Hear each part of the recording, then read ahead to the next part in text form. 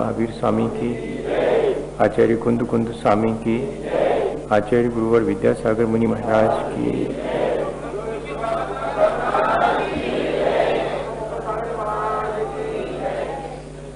हम सभी लोग 12 भावनाओं के चिंतन के माध्यम से अपने विचारों में दृढ़ता और स्थिरता लाने का प्रयत्न कर रहे हैं, क्योंकि विचारों की और अच्छे विचारों की स्थिरता और दृढ़ता से ही हमारा जीवन अच्छा बनता है। हमारे पास विचार तो अच्छे होते हैं, लेकिन वो बहुत सुदृढ़ और स्थिर नहीं होते। क्षण भर को अच्छा विचार आता है, लेकिन उनका जो इम्प्लीमेंटेशन है, उनका जो प्रयोग में या क्रिया में आना है, वो हो नहीं पाता। विचार जितना सुदृढ़ होगा और जितना स्थिर होगा, उतना वो हमारे आचरण में परिवर्तित होगा। इसी दृष्टि से आचार्यों ने हम पर उपकार करके हमें विचारों की निरंतर प्रक्रिया दी है कि हम संसार, शरीर और भोगों की वास्तविकता का विचार निरंतर करते रहें। संसार में रहते हुए संसार की वास्तविकता जो नहीं जाने, तो वो संसार में भटकेगा। इसी तरह देह में रह करके देह की नश्वरता और अपवित्रता को नहीं जाने, तो देहाशक्ति के कारण बार बार देह धारण करना पड़े। और 5 इंद्रिय और मन के विषयों की तासीर ये है कि भोग बुरे भव रोग बढ़ावे, बैरी हैं जग जी के, लगते जरूर हैं वे, सेवत लागे अतिनी के, लेकिन वेरस हों विपाक समय। ऐसा विचार निरंतर करने से उन विषयों की सामग्री में फिर आसक्ति नहीं रह जाती। सामग्री का उपयोग करते हुए भी हम उससे अनासक्त बने रह सकते हैं। ये विचारों की सामर्थ्य हमारे भीतर उत्पन्न हो सकती है यदि हम विचारों को निरंतर करें। तो उन बहुत सारे श्रेष्ठ विचारों में एक विचार आज अपन करते हैं, वो इस लोक का विचार है। लोक का स्वरूप क्या है? किन्हु न करे न धरे को, षटद्रव ही न हरे को। यह लोक तो कैसा है कि किसी के द्वारा न बनाया गया है, न किसी के द्वारा ये धारण किया गया है, और न ही कोई इसे नष्ट करने वाला है। सामान्य रूप से संसार में ये चीज प्रचलित है कि कोई लोक की सृष्टि करने वाला ईश्वर है, और वो ही इस लोक को धारण किए है, और वही इसे एक दिन नष्ट भी कर देता है और पुनः सृष्टि की रचना करता है। अगर कभी इस बात पर विचार अपन करें तो अपने को आश्चर्य होगा कि किसी भी दर्शन में, भारतीय दर्शन में, चाहे वो श्रमण संस्कृति हो चाहे वो वैदिक संस्कृति हो, दो ही संस्कृतियां भारतीय संस्कृति में सम्मिलित मानी जाती हैं। शेष तो सब सभ्यताएं हैं, संस्कृति नहीं है। सभ्यताएं बनती हैं, मिटती हैं, संस्कृति बनी रहती है।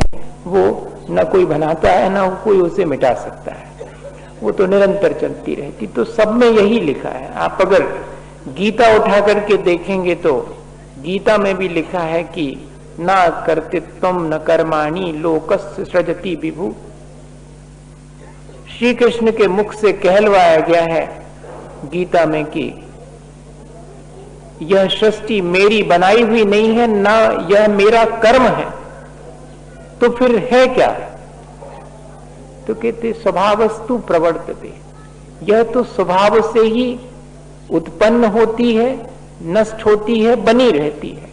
उत्पाद वै द्रव्य युक्तम सद्रव्य लक्षणम लोक्यंते षड्द्रव्यानि यस्य सा लोका। लोक का स्वरूप यह है कि उत्पाद व द्रव्य से युक्त जो द्रव्य हैं, उनसे यह लोक निर्मित है। किसी के द्वारा न इसे किया गया है, न कोई इसे धारण करता है, न कोई इसे नष्ट कर सकता है। 6 द्रव्यों से मिलकर के यह अनादि अनिधन अनंत लोक बना हुआ है। और साइंस के हिसाब से देखा जाए तो where there is everything is exist is known universe. जहां अस्तित्व रखने वाली वस्तुओं का अस्तित्व हो, वो लोक है। और अस्तित्व किन चीजों का है? तो कहते soul, non soul, medium of motion, medium of rest, time and space, science की भाषा है और वही जैन दर्शन की भाषा है। जहां जीव, पुद्गल, धर्म, अधर्म, आकाश और काल ये 6 द्रव्य पाए जाएं वो लोक है, ये लोक का स्वरूप है। लेकिन भ्रम ये है हमारा कि जैसे कोई ने लोक बनाया है, कोई इसे धारण किए है और एक दिन उसे नष्ट कर देगा। और इतना ही नहीं, सो लोक माही बिन समता, दुख सहे जीव नित भ्रमता।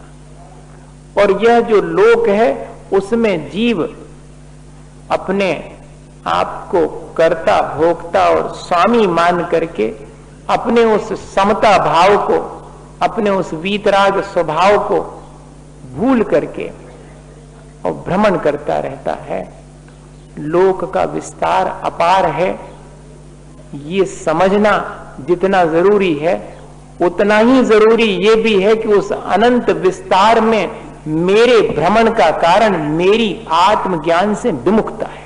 सो लोक के स्वरूप की चर्चा करने में तो उपयोग में स्थिरता आती है और वैराग में वृद्धि होती है और अहम बुद्धि घटती है। सो लोक के स्वरूप को जानना भी जरूरी है, लेकिन लोक का स्वरूप जान करके इस लोक के अनंत विस्तार में मेरे भ्रमण का कारण मेरी आत्मज्ञान से विमुखता है, यह जानना भी उतने अनिवार्य है। अपन जो है लोक भावना का स्वरूप या लोक भावना का चिंतन करते समय एक ही बात का चिंतन करते हैं कि 14 राजू तंग नवलोक पुरुष संठान तामे जीव अनादिते भरमत हैं। बस फिर किस वजह से? बिन ज्ञान। नहीं तो हम तो ज्ञानवान हैं। नहीं, भ्रमण कर रहे तो अज्ञानी ही हो, चाहे कोई हो। संसार में भ्रमण करने वाला तो अज्ञानी माना जाएगा। ज्ञानी तो वो है जो कि संसार के भ्रमण से पार हो गया है, जन्म मरण के चक्कर से पार हो गया, वो सचमुच ज्ञानी है। अपन क्या ज्ञानी है? अपन तो अल्प ज्ञानी हैं। केवल ज्ञान के सामने तो हमारा वह अल्प ज्ञान भी, शयोक्सम ज्ञान भी अज्ञान की ही कोटि में आता है। ऐसा विचार हमारे भीतर आने पर हमारी अहम बुद्धि घटती है, वरना संसार में तो अहम बुद्धि इतनी अधिक है कि जैसे मैं ही संसार के केंद्र में हूं और मेरे से ही सब कुछ चलता है।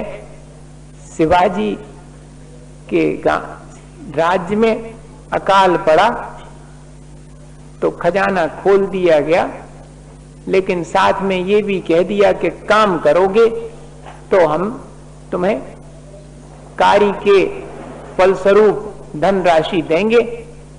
जैसे अकाल राहतकारी होते हैं वैसा ही शिवाजी के राज्य में भी होने लगा। और रोज शिवाजी एक ऊंचे चट्टान पर खड़े होकर के और देखा करते थे हजारों लोग काम में लगे हुए हैं। कहीं रास्ता बन रहा है, कहीं नहर खोदी जा रही, कहीं कुएं खोदे जा रहे हैं, कहीं कोई दीवार बन रही है, कार्य चल रहे हैं। और मन ही मन वो सोचते हैं कि इन सबको काम दे करके मैं इनका भरण पोषण कर रहा हूं। आ गई अहम बुद्धि, मैं करता हूं, मेरे से ये सारा संसार चल रहा है, मैं नहीं होऊंगा तो इन सब का काम अटक जाएगा। ऐसा तो अपन को लगन लगत कि हमने हुई तो सब रो काम अटक गए, जबकि हमारे नए हो पे भी सब काम चलत तो संसार को कचूरों को नहीं है तो, और हम इतने विदा ले लेंगे तब भी सब ज्यों को त्यों चलत रहे। लेकिन हमारी अहम बुद्धि जो है वो हमें ऐसा भ्रम पैदा कर देती है और कुछ नहीं। वो उस भ्रम के चलते हम भी अपने उस स्वरूप को भूल करके उसी भ्रम में ऐसा विचार करने लगते कि हम ही हैं सब करता धरता, हम ही रे वजह से ये सब काम हो रहा। तो शिवाजी के मन में भी आ गया। तो उनके जो रामदास गुरु जी थे उन्होंने वो बात देख ली और अपने शिष्य के अंदर अगर अहम बुद्धि आ जावे तो गुरु को अपनी गलती लगती है कि हमारा ये शिष्य होकर के और ऐसी गलती कर रहा है कि अहम बुद्धि आ जावे। ये बात जुदी है कि अपन जो है अपने गुरुदेव गुरु शास्त्र के सामने अपने अहंकार का प्रदर्शन करने से नहीं चूकते, अपनी अहम बुद्धि नहीं छोड़ पाते। अपने अहंकार का पोषण हो गए तो महाराज अच्छे, और हमारे अहंकार को पोषण नहीं कर पावे तो का अच्छे। हाँ, ऐसा अपन को विचार करना चाहिए। ये सब किसी को उलाहना नहीं दे रहा हूं, अपने मन के भावों की बात कर रहा हूं कि कितनी जल्दी भगवान के चरणों में बैठ करके गुरुजनों के और जिनवाणी माँ के स्वाध्याय करते समय भी अहम बुद्धि आ जावे कि मैं पढ़ा लिखा हूं, मैं विद्वान हूं, मैं अच्छा भक्त हूं, मैं अच्छा पुजारी हूं, मैं तो पूजा करता हूं, कोई क्या करेगा मेरे जैसी पूजा। अरे इस अहम बुद्धि से क्या होने वाला।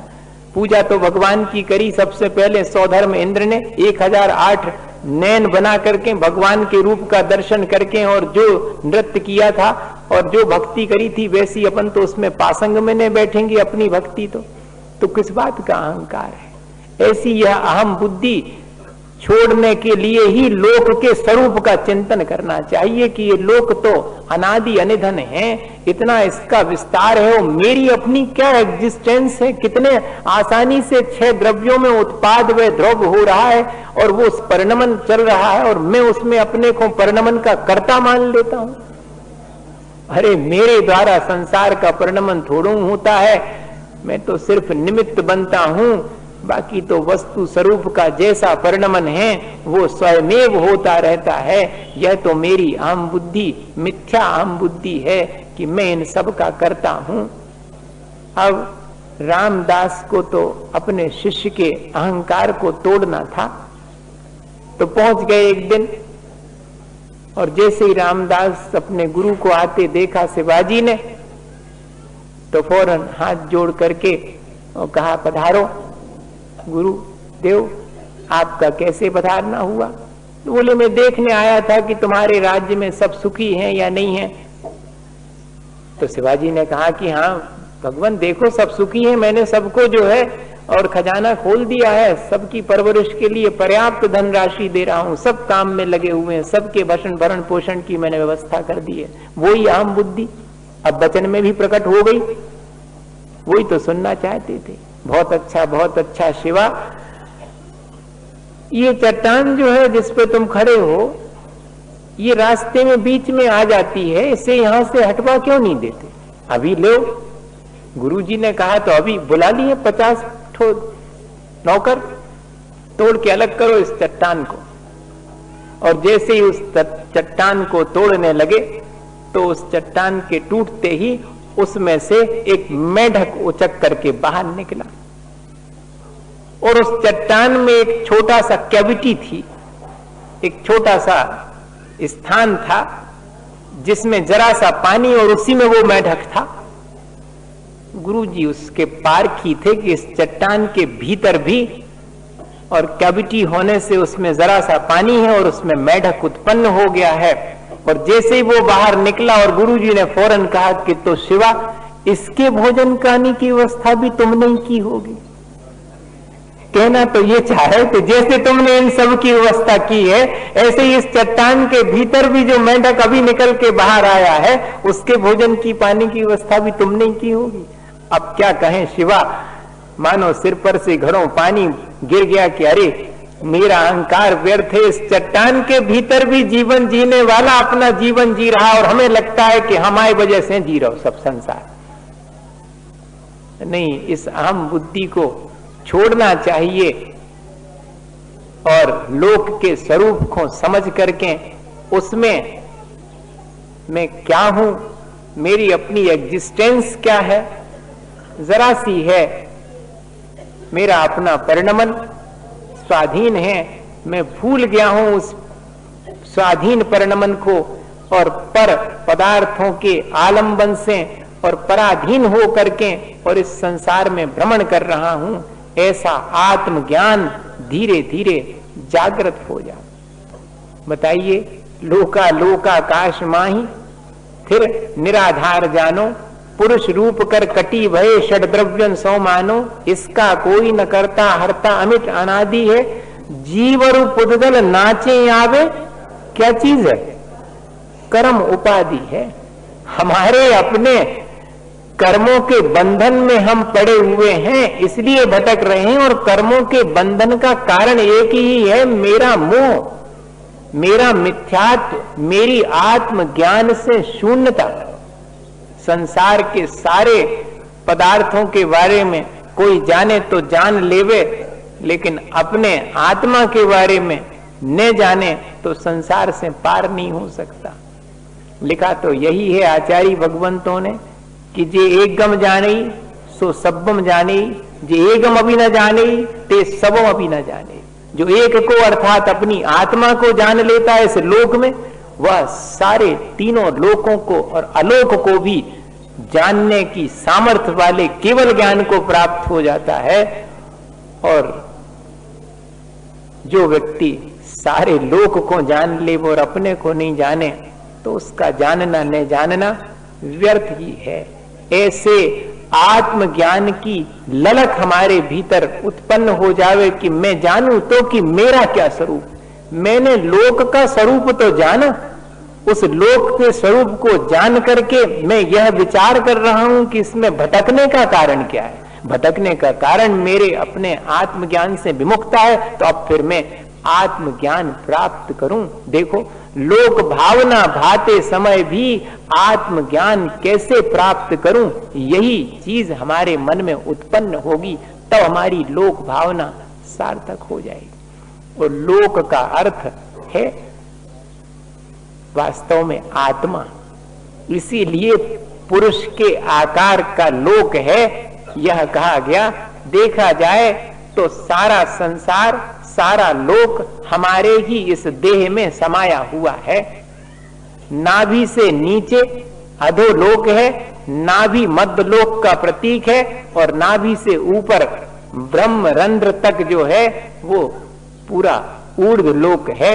ये पूरा शरीर, ये जिसको अपन कहते हैं कि कभी जो है ऐसा प्रसिद्ध है कि जब युद्ध होने लगा था और ये महाभारत, तब जो है अर्जुन मोह में पड़ गए थे, अपने ही अपनों के मोह में पड़ गए थे। तब श्री कृष्ण ने अपना विराट रूप दिखाया था, जिसमें कि पूरी सृष्टि उनको दिखाई दे गई थी। वो क्या चीज है? वो प्रतीकात्मक चीज है।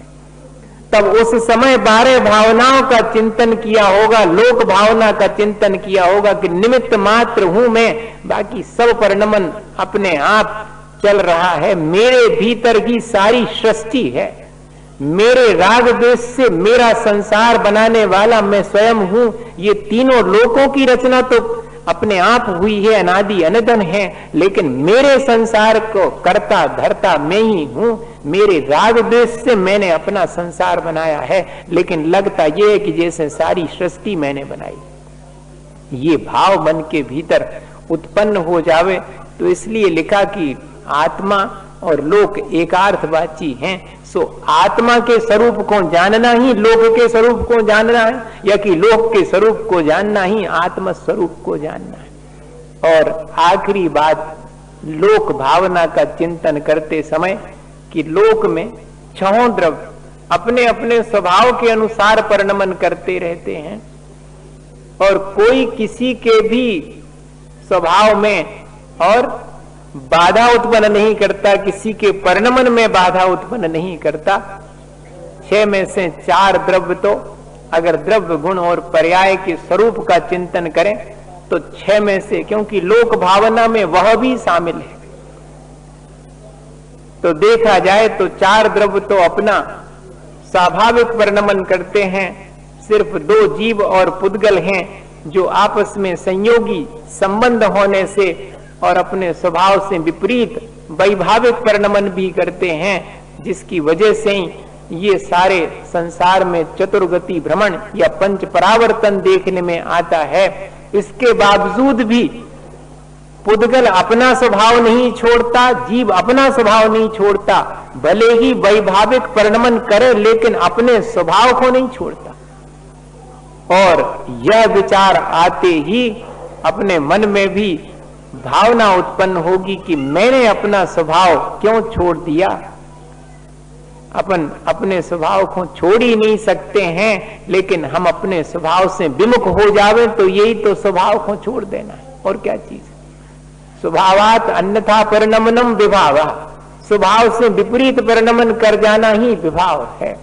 स्वभाव को भूल गए हैं हम, उसे हम याद करें कि हमारा स्वभाव तो जानने देखने का है, बिगड़ने का और राग द्वेष करने का हमारा स्वभाव नहीं है इस लोक में। और मैं अपने राग देश से, अपने विकारी भावों से ही भ्रमण कर रहा हूं। अपने उस जानने देखने वाले स्वभाव में जितनी देर स्थिर रहूं, उतना मैं इस लोक के भ्रमण से बच सकता हूं। और ऐसा विचार करने पर क्या आएगा? विशालता और उदारता, ये दो चीजें बहुत व्यवहारिक सी हैं।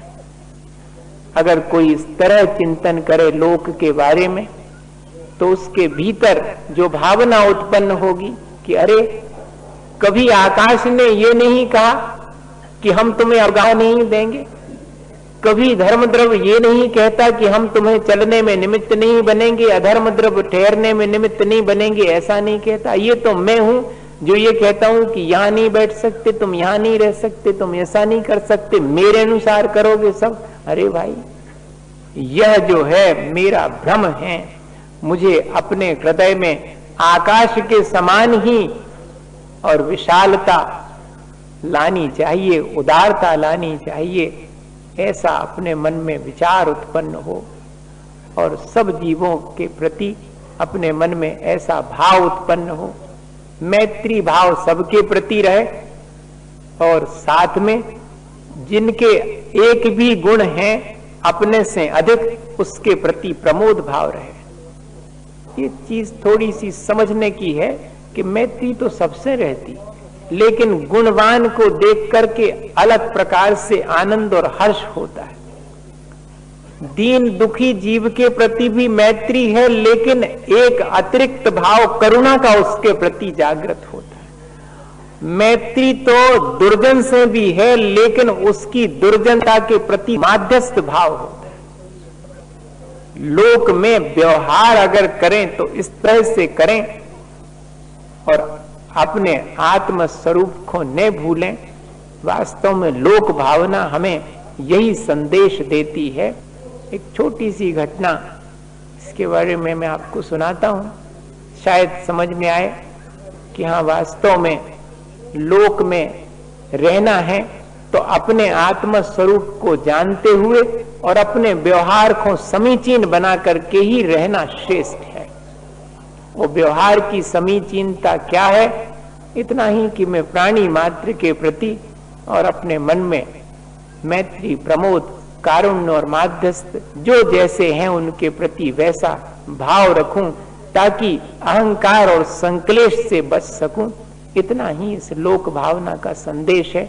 एक जंगल में शिकारी शिकार खेलने गया और उसने बाण चलाया, और वो बाण जाकर के जो विष से बुझा हुआ था वृक्ष को जाकर के लगा।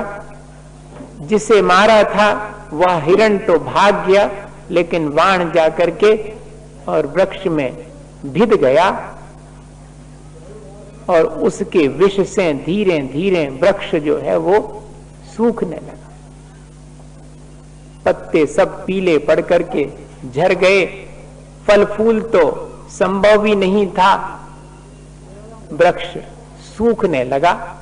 सारे पक्षी जो वृक्ष पर अपना आवास बनाकर रह रहे थे, वह भी एक एक करके अन्य दूसरे आश्रय की तरफ जाने लगे। सब चीजें इसमें घटित हो जाती हैं भैया। अपने जीवन में कभी भी दूसरे के जीवन के लिए विष नहीं देना, दूसरा का जीवन नष्ट हो ऐसा विचार नहीं करना। और अगर किसी का कर्मोदय से जीवन सूखने लगे, विपत्ति में पड़ जाए, तो साथ में छोड़ना। लेकिन सब साथ छोड़ करके चले गए, सिर्फ एक तोता जो है उसी वृक्ष पर रहा आया। वहां से गुजरते हुए एक देवता का ध्यान चला गया कि अरे, इस सूखे हुए वृक्ष पर भी ये तोता आनंद पूर्वक बैठा हुआ है, भागता नहीं है, जाता नहीं है। तोते से उसने कहा, भाई छोड़ो इस वृक्ष को, ये तो अब सूख गया है, अन्यत्र कहीं हरे भरे फल फूल लगे हुए वृक्ष का आलंबन लो। उसने इनकार कर दिया। आश्चर्य हुआ, भाई और क्या तुम्हारा इससे कोई स्वार्थ है क्या? कहते नहीं, मेरा जन्म इसी वृक्ष पर हुआ, मेरे माता पिता भी इसी वृक्ष पर रहे, इस वृक्ष का बहुत उपकार हमारे ऊपर है, मैं सहसा इस पर आई हुई विपत्ति में इसे छोड़ करके नहीं जाऊंगा, मेरे प्राणांत भी हो जावें तब भी मैं यहीं रहूंगा। ऐसा सुन करके देव को बहुत प्रसन्नता हुई। उसने कहा कि मांगो, तुम जो मांगोगे मैं दूंगा। कहानी है बच्चों की भैया, ने को की मांगे से को कछु मिलता है, अपने कर्मों से मिलत है। हाँ, मगर कहानी में अपन को जो मूल तत्व है वो ग्रहण करना। तो क्या कहते कि मांगो, जो तुम मांगोगे हम देंगे वरदान। तो तोते को क्या मांगना था, आश्चर्यचकित रह जाओगे ये सुन करके कि तोते ने क्या मांगा। चाहता तो ये मांग लेता कि मैं सुख सुविधा से फल फूल इत्यादि पा सकूं, या और भी कोई चीज मांग सकता था। उसने मांगा कि यदि देना चाहते हो तो इस सूखे वृक्ष को पुनः हरा भरा कर दो, यही मुझे चाहिए और कुछ नहीं चाहिए। अपने लिए कुछ नहीं मांगा, मांगा भी तो पर के उपकार के लिए। क्या ऐसा लोक में रहकर हमारा व्यवहार हो सकता? क्या मांगना हमारे पास, हमारा अपना स्वभाव हमेशा से है, उसे किसी से मांगने नहीं जाना है।